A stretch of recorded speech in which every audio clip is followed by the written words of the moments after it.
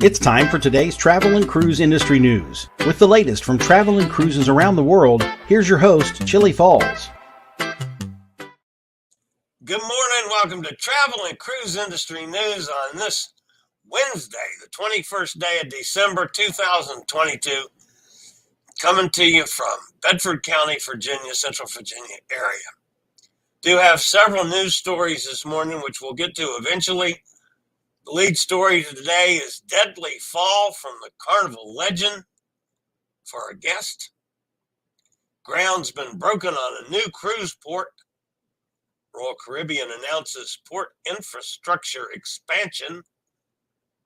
Royal Caribbean also made some home port changes for 2024 and 2025.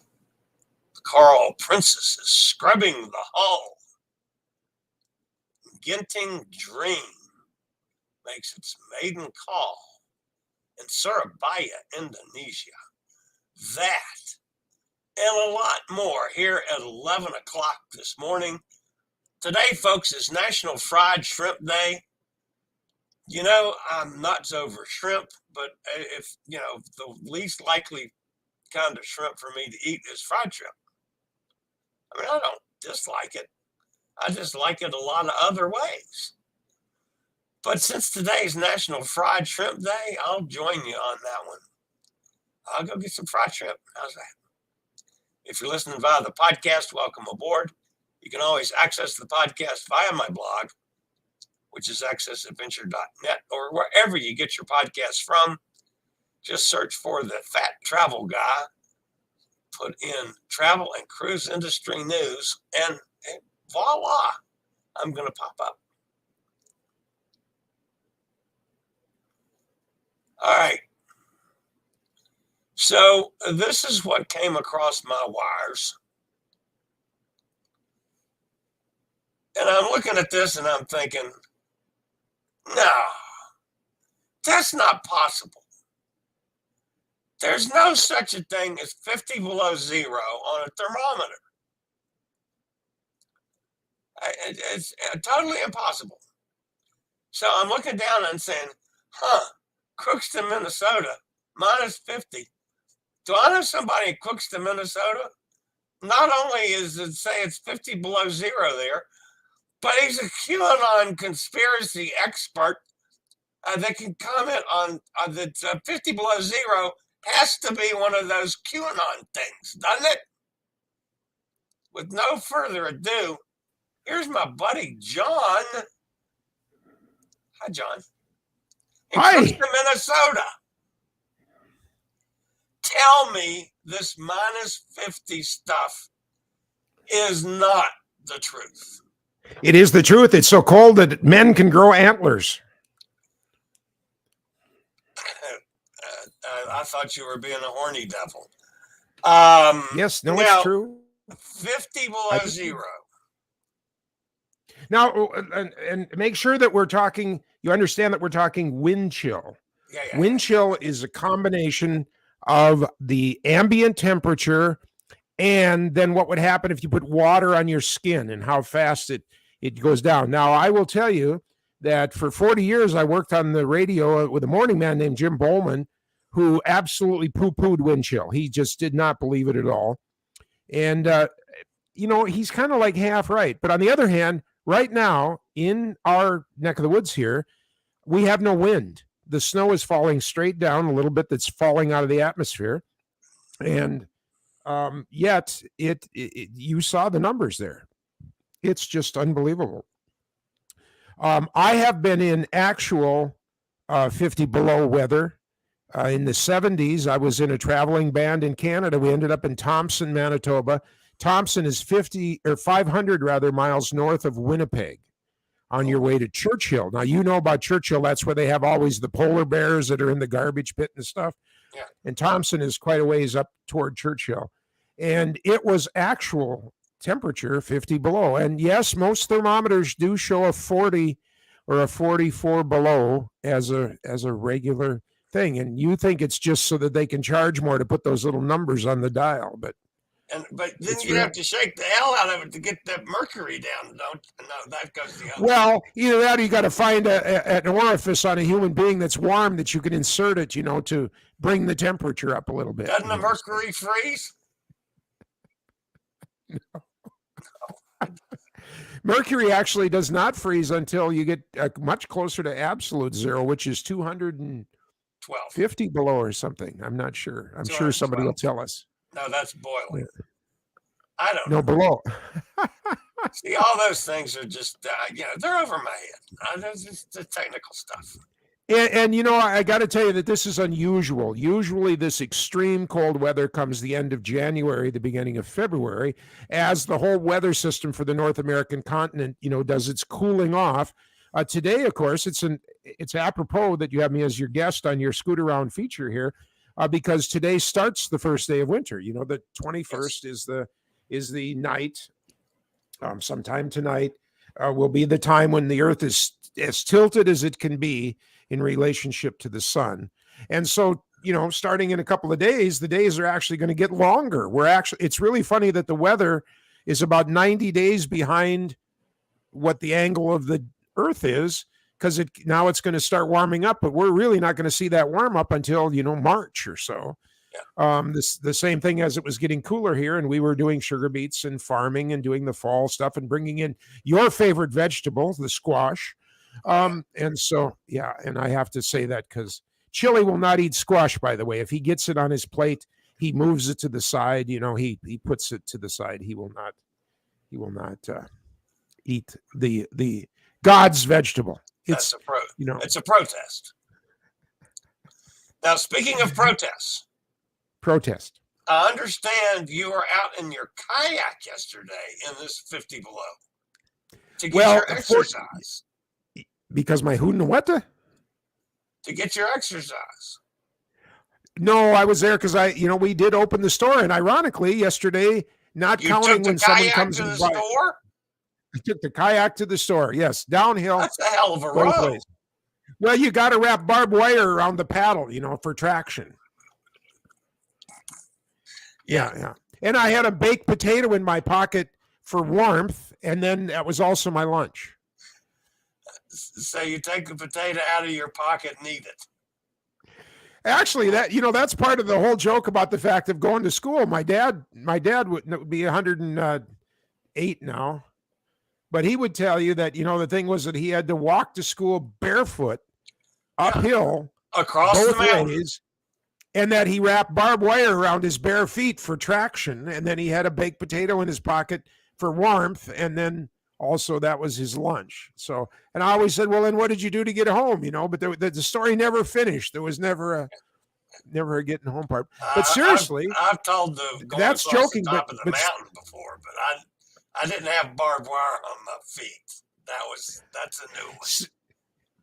My dad lived, lived his really early childhood in this house. Then they got the big house down the road.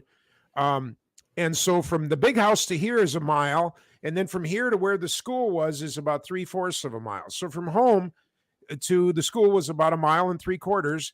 And Dad would take his younger brothers. He had younger brothers that were like 15 years younger than him.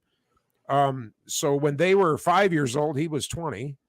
And he would take them to school. That's how he met. My mom was the teacher.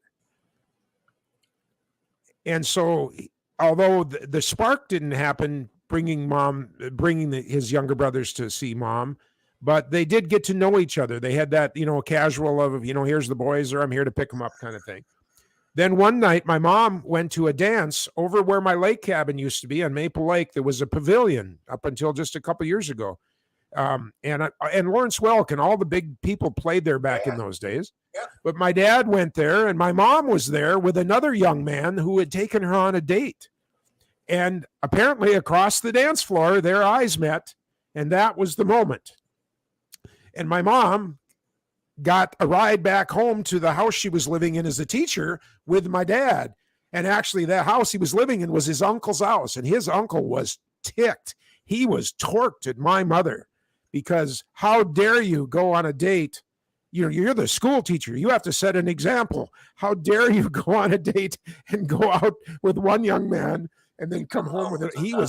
He was ticked at my dad for years, apparently. And only in Crookston, Minnesota, folks. That's what started. It was really funny. My dad, of course, 100% German family, both his mom and his dad, 100% German. And my mother, of course, 100% Norwegian. And a lot of that was happening a lot. It just seemed that the German families were throwing boys and the Norwegian families around here were throwing girls. And so there's just so many German dad, Norwegian mom situations. And my mother's brother, my mother also was one of those very young compared to her siblings. But one of her older brothers, apparently was so angry that she married a German that, he didn't talk to my dad for like 10 years.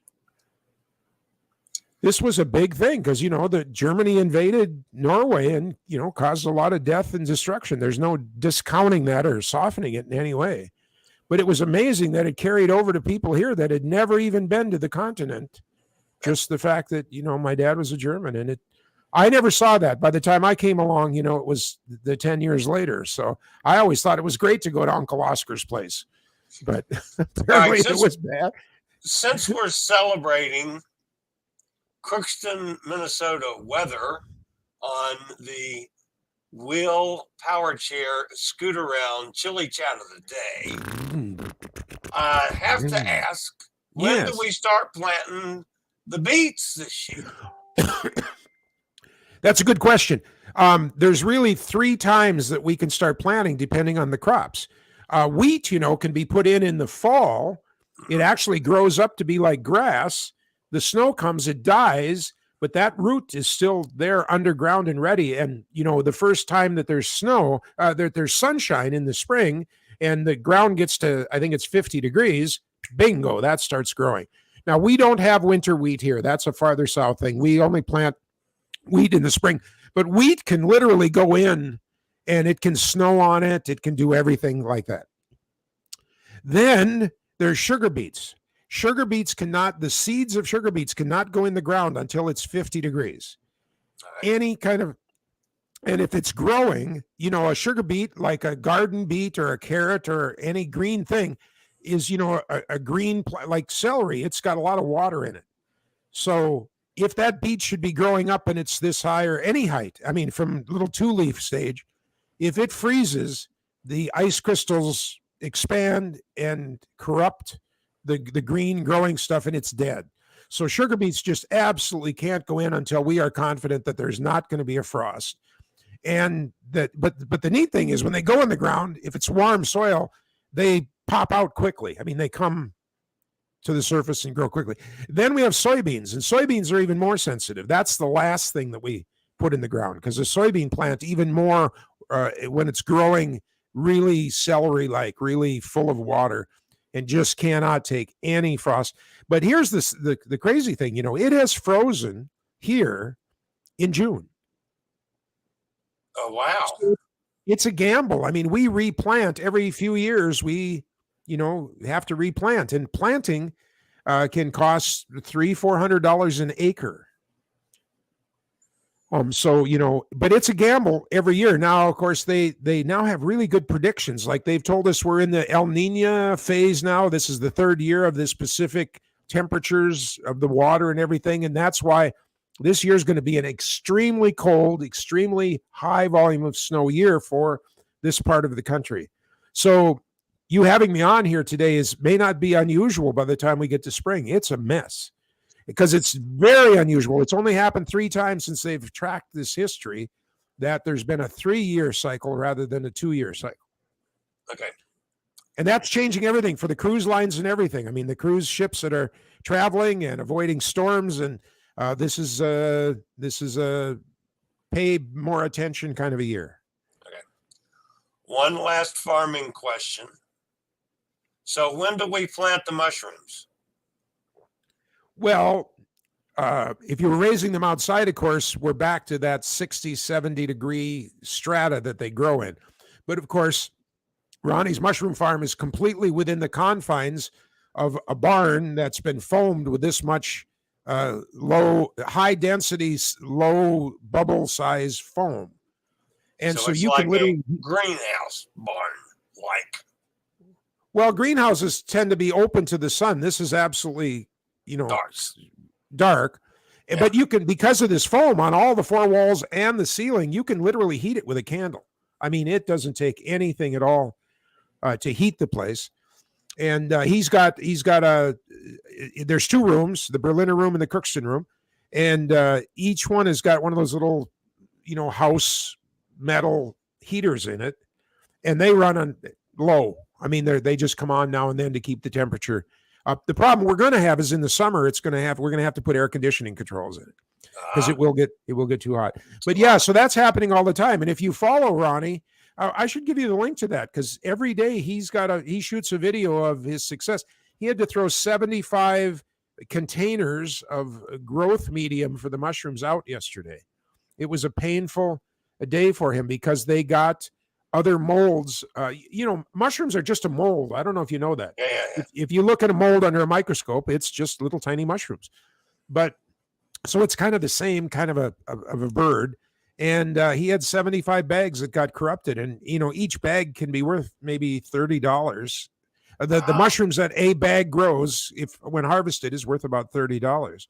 So it was a harsh day for him yesterday. But this is part of the learning and figuring out what went wrong with these. Because our pasteurization room, heats up to 212 degrees, and he's doing everything according to the book. But yet, and this is, of course, why whether you're a farmer or you're an artist or anything, you can have a rule book of how you do it. But there's still something else I'm sure with your funnel cake business, you couldn't possibly have written down everything that John, the funnel cake new guy, needed to know to make it all go perfect and follow all the rules and turn out 100% quality product. So it's the cost of learning. But incredible. I'm sorry I don't have any mushrooms to show you. I've got them all down at the store, but he's generating. And you like seafood, right? Yeah. Did you know that a pink oyster mushroom, if you put it in like a white sauce, it tastes like seafood? No, I didn't know that. It's unbelievable. Chestnuts. Pink oyster mushroom. A pink oyster mushroom, yes. If it with the right strata that it grows on, tastes like seafood. Oysters, or not oysters, chestnut mushrooms are the kind we think of as like a toadstool with the tree trunk and then the cap on it. But they're very woodsy. They taste like you're out in the woods and that kind of thing. Matter of fact, they're heading toward the truffle flavor. White mushrooms, golden mushrooms are just kind of mushroomy, like Campbell's soup mushroom flavor. Then, of course, he's raising lion's mane, and lion's mane is known to be and is often sold in capsules as a brain stimulant. It like pumps up your brain. So I should really send you some of those too, I guess. Oh, absolutely. It's flat a lot. All right, amigo John, thank you for doing this and celebrating for Scoot Around and Will Power Chairs and doing our chili chat for today. And if we don't talk to you all that are listening before, God's blessings. I hope you have a very, very Merry Christmas. And we're looking forward to exciting shows in the new year and getting Chillie back out on the water. So thank you. Thanks, John. All right, of course, that's my buddy John right there up there in Crookston, Minnesota. A couple things to touch on before we get to the news. Our buddy Rochelle is down in Argentina. She fell in love with Uruguay while she was down there. She's on the second half of a back-to-back South American cruise. And she said there's absolutely like nothing she's ever seen in being in Argentina for the World Cup final. The entire country shut down for the game. The entire country shut down for the day after the game. And then the entire country shut down again to when the players got home to have a parade. The entire country.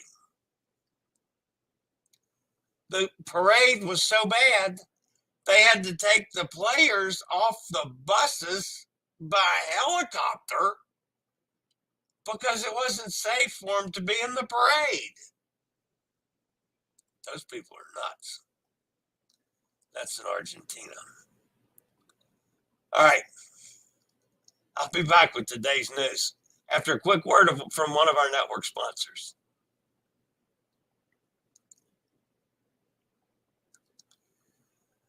All right, guys. The top story today is a sad story. A guest died aboard the Carnival Legend while the cruise ship was sailing an 8-day Eastern Caribbean cruise. Several passengers reported that a man overboard signal was sounded on the public address system, saying that from the deck cams there were lights in the water and that the crew even lowered a lifeboat. Carnival Cruise Line said that while there was a man overboard alert, this was not an overboard incident. That was reported by CBS Baltimore. Following the tragic event, Carnival released a statement. We are sad to share that we had an incident last night. We are supporting the guest family and others who witnessed the situation. With respect for the privacy of all involved, we will not say any more, but ask you to keep the family in your thoughts and prayers. Officials have not commented on the cause of death nor the age of the deceased man. A source aboard Carnival Legend said that a man fell down from his balcony on deck 8 and hit the lifeboats on deck 4. That happened around 12:30 a.m. local time. The cruise ship, which was embarked on its journey from Baltimore, with stops in Nassau, Princess Key, Grand Turk, made an unscheduled stop in Freeport, according to the ship tracking website. The reasons for the stop are unknown. However, some of the guests said that the man's body was taken off the ship in Freeport, and that the guest's girlfriend was also taken from the ship.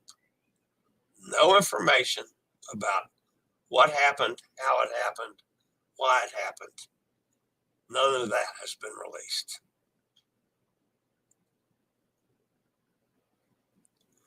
All right, we got a new port being built. Cruise travelers will soon have a new destination to explore in the Bahamas. Azul destinations have broken ground on Calypso Cove, a new $250 million resort and cruise port on South Long Island. Expected to be completed over 2 years, the new port will be able to accommodate even the world's largest cruise ships. Groundbreaking took place yesterday and was attended by various local officials and marks a grand moment that will bring many opportunities to residents of Long Island, including 300 construction jobs and more jobs once it's finished. Calypso Cove will include not only a cruise dock capable of supporting the world's largest ship, which is currently the Oasis-class vessels from Royal Caribbean, but also a variety of other attractions, including in the plans are casinos, an 18-hole golf course, a rock climbing wall, zip line, water park, retail spaces, restaurants, spaces for shore excursions to depart, beach facilities, and lots more. If the port is selected as a cruise ship home port, a 200-bedroom hotel will be a convenient option for pre- and post-cruise stays. They're also planning on building an airport. Long Island's located approximately 200 miles southeast of Nassau, so it's more of a southerly destination for the cruise ships, easily en route to other popular ports such as Grand Turk, San Juan, and the Virgin Islands. Congratulations to our friends in the Bahamas and Calypso Cove.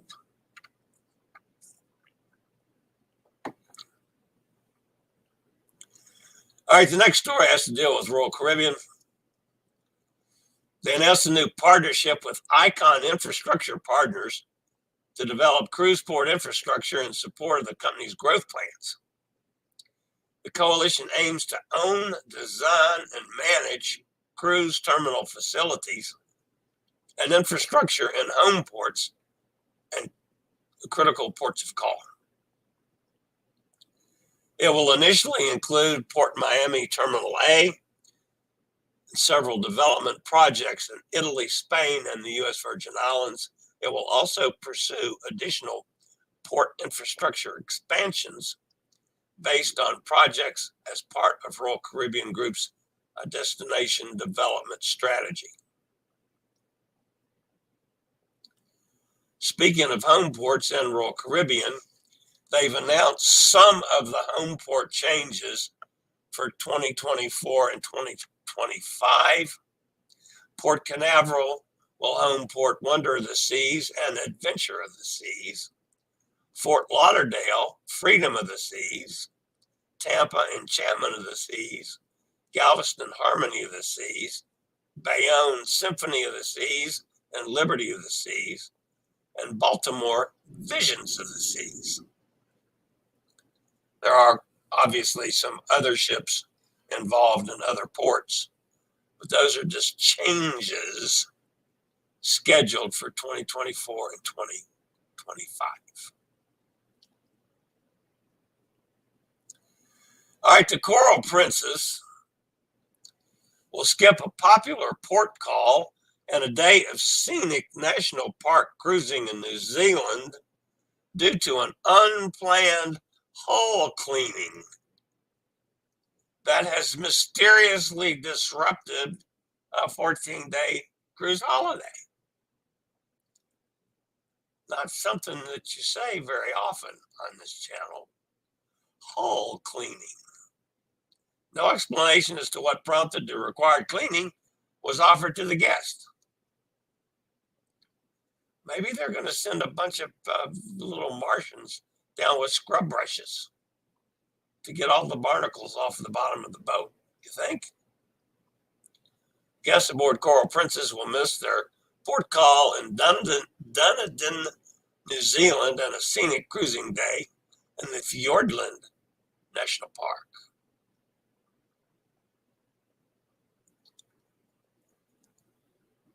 All right, and the last story this morning has to do with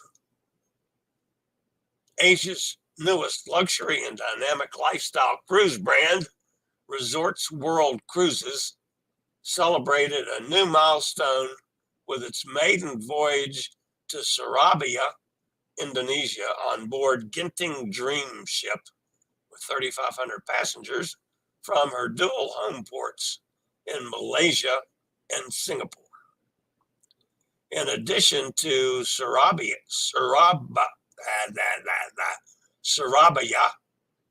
the ship will also call at North Bali the following day as part of Resort World's special Indonesian itinerary to celebrate the new year-end holiday period. So, congratulations to Resorts World Cruises. That's going to wrap up the news portion of today's show. We're going to jump over and see who's in the chat room today. All right, Kevin's with us. Hi, Kevin.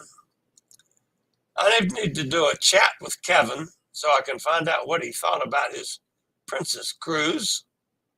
He and I are going to be together on a cruise here coming up in not too distant future. Yo, Brooklyn in the house. Eddie's with us. Hi, Eddie. Kenneth's with us up in Pennsylvania. Kevin says he's home now. I'll send you a message, Kevin. See if we can't get together one morning. Mike's with us. Hi, Mike. Nikki's here down in Jacksonville. Sunny in Mississippi. There's Hot Air Tom. Oh, Hot Air Tom? Hang on. I've got your stuff loaded up. I forgot all about you. Let's see how I can do that. All right, so that's over here. I have to, my brain's not functioning entirely, which is nothing unusual. So hot air Tom's up there in Myrtle Beach. I'm not sure which order this is in, so let's see what this one is. I just realized they didn't come around and show the TV, the reflection with the camera is, and it doesn't look as, it looks better in person. Let's say that. So it's like we got Superman on the channel that came on when I turned it on.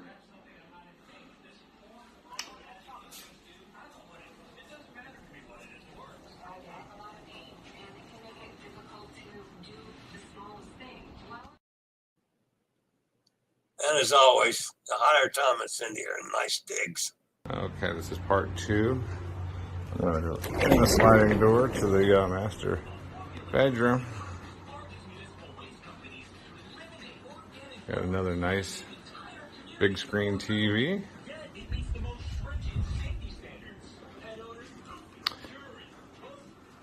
This bathroom's amazing. Oh, we got a TV in the mirror.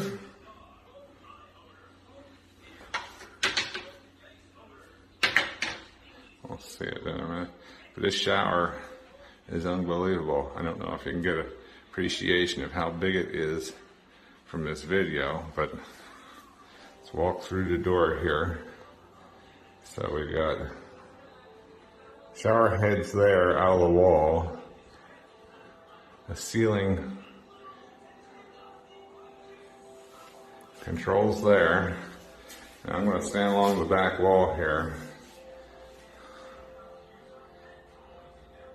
Let's see, there's more jets on the other side. More controls, so hey, 2 people can be in here and got to be nowhere close to each other at the same time. But I'll come down here and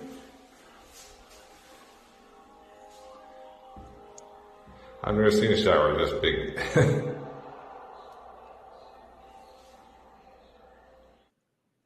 Two people, man, you can put 10 people in that shower.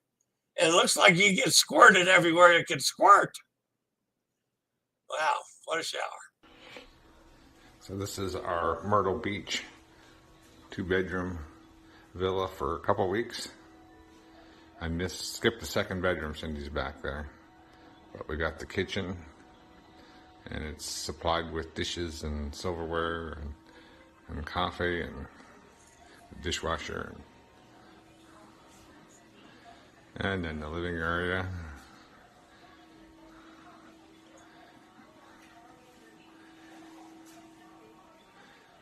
A little too cold out there, but one of the several pools here. It's the view out the window.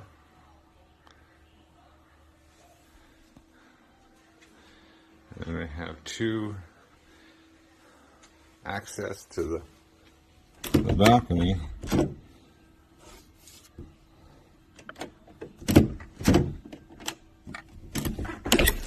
we go. So the other one's off the master bedroom there. I can get a better picture of the pool.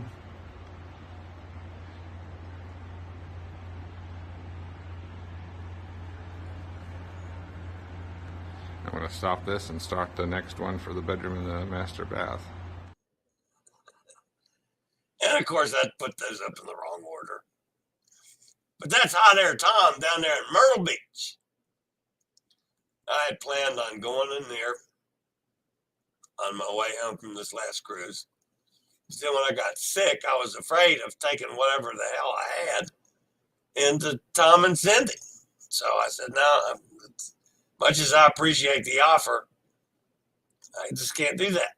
So I ended up stopping on the road at another Holiday Inn Express, which turned out to be a great stop.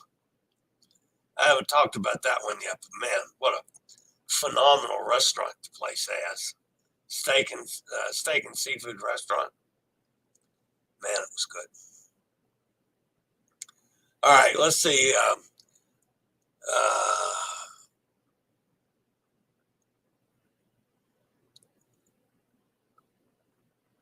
Kevin says, hot air Tom fire and ice cruise on Island Princess from Florida to London with lots of stops in Iceland and Norway. Hot air asks details on the 33-day cruise for Kevin. Anyone want to go polar bear swimming with me? Yeah, go. No, absolutely not. Hot air Tom, you go right ahead, but make sure you film it. So we'll have film at 11 of hot air Tom going swimming in ice. Yeah, no. There's an indoor pool and hot tub in the clubhouse. Oh. So you're not going to go to that nice outdoor pool. You're a coward, hot air Tom. I think you should do that. So, all right, guys, that's going to wrap it up for today. As you know, I am monitoring the news situation right now. If we do come up with something, even though I'm still not have the energy to get caught up on things, and as you can tell, the voice is not back 100% yet. It's getting better, but I'm not back 100%.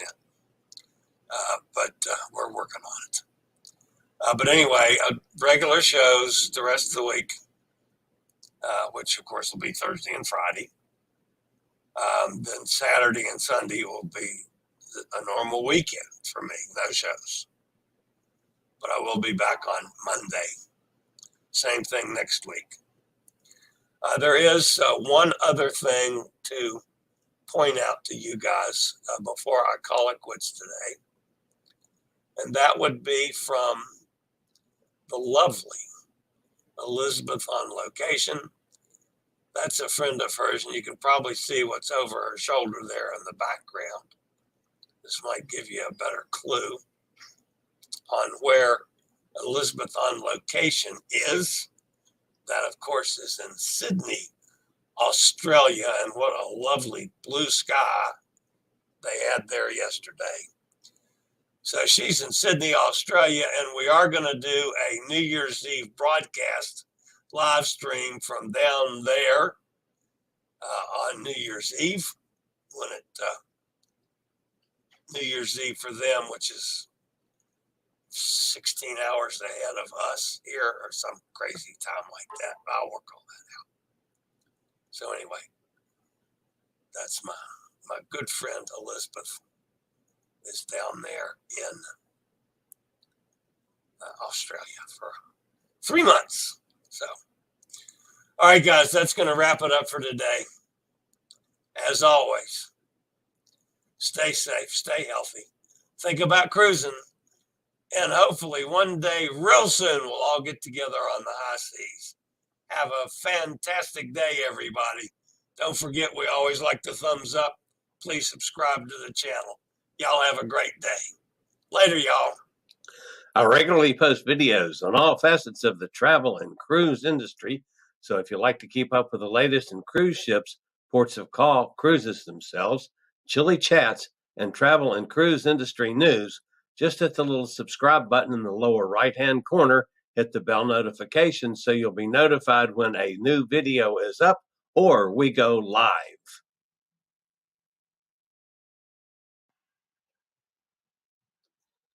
This video was produced by Chillie's Cruises.